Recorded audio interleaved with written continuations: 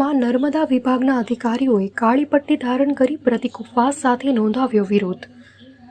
નાયબ કાર્યપાલક ઇજનેરોની માંગ આપો બઢતી સાથે કાર્યપાલક ઇજનેર તરીકે 2018માં નવી ભરતી થયેલા નાયબ કાર્યપાલક ઇજનેરોને જો સરકાર બઢતી આપો તો અમે વર્ષો જૂનો તે જ ડિગ્રીમાં અનુભવ ધરાવીએ છીએ તો અમને કેમ બઢતી નહીં તેને લઈને વિરોધ।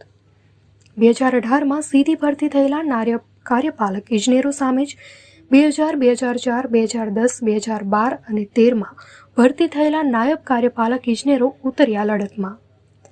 થરાદ નર્મદા વિભાગની કચેરીએ કાળી પટ્ટી ધારણ કરી પ્રતિક ઉપવાસ સાથે નોંધાવી રહ્યા છે જૂની બેન્ચના નાયબ કાર્યપાલક ઇજનેરો વિરોધ। 2000થી 2012-13 જીપીએસસી બેન્ચના અધિકારીઓની માંગ છે કે 2018 કરતાં અમે જૂની બેન્ચના અધિકારીઓનો અનુભવ વધુ છે, તેથી બઢતી અમને આપો। જો અમને ન્યાય નહીં મળે તો ગાંધીજીના માંગે ઉપવાસના આંદોલન કરીશું। શિક્ષકો તલાટીઓ બાદ નર્મદ વિભાગના અધિકારીઓએ તેમના હક માટે નોંધાવ્યો વિરોધ। આજે પ્રતિક ઉપવાસ પર ઉતર્યા છીએ। 2000, 2004, 2009, 2012, 2013ની પાંચે બેચની ભરતીમાં નાકાઈનું પ્રમોશન સરકારે આપ્યું નથી। 15 વર્ષ 2003 પછી ડાયરેક્ટ ભરતી 2018માં કરી, તો 15 વર્ષ સુધીના ગાળામાં સરકારે કોઈ મીન્સ નાકાઈ કે કાઈની ભરતી કરી નથી, તો એના લીધે અમને અન્યાય થયો છે। અમે અનુભવી ઇજનેરોને અન્યાય થયો છે। આ જ વિભાગના નાકાઈ મિકેનિકલ અને કાર્યપાલક મિકેનિકલમાં 5 વર્ષનો અનુભવ રાખે છે સરકાર, તો નાકાઈ સિવિલ અને કાર્યપાલક સિવિલ માટે કેમ નહીં? એક આવો કેવો ભેદભાવ। બીજું,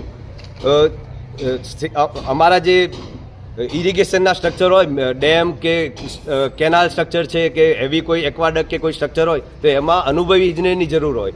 તો સરકારની પોલિસી એવી છે કે નવા જે બી ભરતી થયા છે 2018-19ના, તો એમને ડાયરેક્ટ બઢતી આપી દેવી, કે એમના રિલેક્સેશન આપીને ડબલ રિલેક્સેશન આપીએ, કે મીન્સ એમને પહેલાં 8 વર્ષનો અનુભવ જોઈએ તો પહેલાં 7 વર્ષ એમનો અનુભવ કર્યો અને પછી 2/3 એમાં પણ, એટલે એક જ બેચને બે વાર રિલેક્સેશન આપીને બી જે બિન અનુભવી ઇજનેરો છે એને ડાયરેક્ટ જ કાઈ તરીકે મીન્સ પ્રમોશન આપી દેવા એવી નીતિ અપનાવી રહ્યા છે। તો એનો અમને તદ્દન વિરોધ છે।